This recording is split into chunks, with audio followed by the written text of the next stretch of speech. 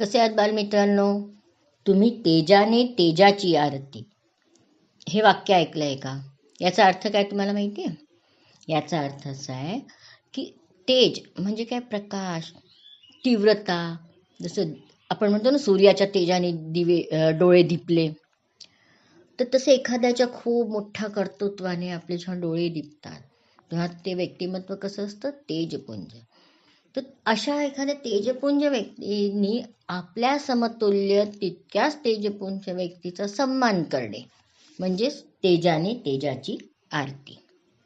जसं प्रभू रामचंद्र, पराक्रम, विद्वता, सर्व गुण कशातही ते कमी नाही. तसेच भगवान शंकर, पण भगवान शंकर रामाचा सन्मान करायचे, प्रभू राम शंकराचा सन्मान करायचे. शाळेतल्या शिक्षकांचे अनेक विद्यार्थी असे असतात जे मोठे होऊन खूप उच्च पदस्थ, कोणी मोठा पोलीस ऑफिसर बनतो, कोणी राजनीतीत मोठा नेता बनतो, पण जेव्हा त्यांचे गुरु समोर येतात तेव्हा ते त्या गुरूंचा सुद्धा तेवढाच सन्मान करतात, कारण त्यांचंही महत्त्व त्याच्याबरोबरच आहे, कारण त्यांच्यामुळेच हे घडलेले आहेत.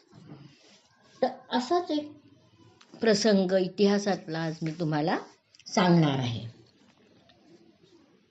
एकदा काय झालं, 1736ची गोष्ट आहे. थोरले बाजीराव पेशवे उदयपूर आणि जयपूरला गेले होते. त्यावेळी जगतसिंग मेवाडचे राजा होते. उदयपूरला चंपाबाग नावाची बाग आहे.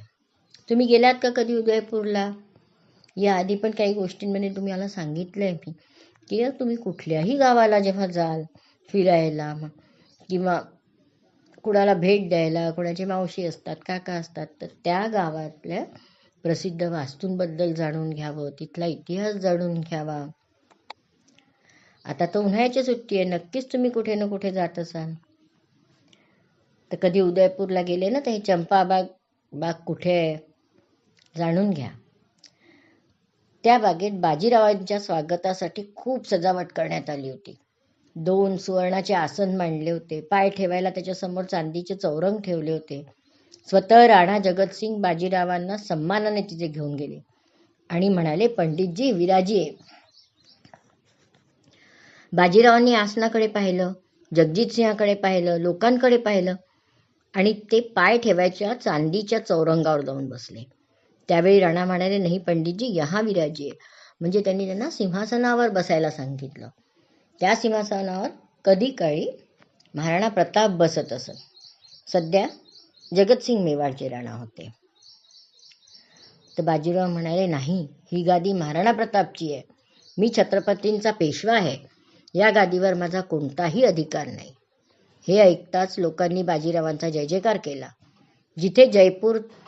तिथेच जयपूरचा आयामल नावाचा दिवाण पण बसलेला होता. त्यांनी हे वृत्त जयपूरला सवाई जयसिंगला कळवलं, कारण बाजीराव उदयपूरहून तिथे जाणार होते. सवाई जयसिंगनेही मनोहर बागेत मोठा समारंभ आयोजित केला. त्यांनी सुवर्णाचे 2 आसनं ठेवले, समोर 2 चांदीचे चौरंग ठेवले. बाजीरावांना घेऊन तो मनोहर बागेत आला. त्यांनी सांगितलं, पंडितजी, विराजी आहे. विराजी आहे म्हणताच बाजीराव सोन्याच्या आसनावर जाऊन बसले. लोकांना हा प्रकार काही कळेना. सवाई जयसिंगने घाईघाईने कामकाज आवरलं आणि दरबार बरखास्त करून टाकला. बाजीराव मुक्कामाला आल्यावर त्यांचा वकील सदाशिव बल्लाळ नातू यांनी विचारलं, श्रीमंत, तुम्ही उदयपूरला चांदीच्या चौरंगावर बसलात आणि इथे सोन्याच्या आसनावर बसलात, असं का? तेव्हा बाजीराव म्हणाले, ती गादी महाराणा प्रतापची आहे. त्या गादीच्या प्रतिष्ठेसाठी मेवाडचे राणे राणोमाळ भटकले, पण त्यांनी गादीची अप्रतिष्ठा होऊ दिली नाही. या गादीची कसली प्रतिष्ठा? ही गादी राखण्यासाठी या लोकांनी आपल्या मुली स्वतः मुघलांच्या चाकरीत पाठवल्या. म्हणजेच पैशानी, पदानी कोणी कितीही मोठा असो, पण जर मनाने तो म्हणजे मोठा नाही आहे, म्हणजे चांगला नाही आहे, लोकांचे चांगल्यासाठी काम नाही करत आहे, भल्यासाठी काम नाही करत आहे, उलट लोकांचा तो नुकसान करतो आहे, तर त्याला कितपत आदर द्यायचा हा विचार करायला हवा. त्या काही अनेक राजे होते. मुघलांनी सगळ्यांवरच आक्रमण केले, पण कित्येक राजे होते ज्यांनी आपल्या प्रजेचं रक्षणासाठी स्वतःचे प्राण दिले. त्यांनी गुलामी पत्करली नाही मुघलांची. त्यापैकीच होते महाराणा प्रताप. बाजीराव सारख्या अपराजित योद्ध्याने, त्यांनाही कधी कोणी हरवू नव्हतं शकलं बरं, इतके पराक्रमी होते. त्यांनी महाराणा प्रतापचा केलेला हा गौरव म्हणजे तेजानी केलेली तेजाची आरतीच नाही का? कसं वाटली मुलांना तुम्हाला ही गोष्ट? पुन्हा भेटूया अशाच एखाद्या छानशा गोष्टीसोबत. तोपर्यंत बाय.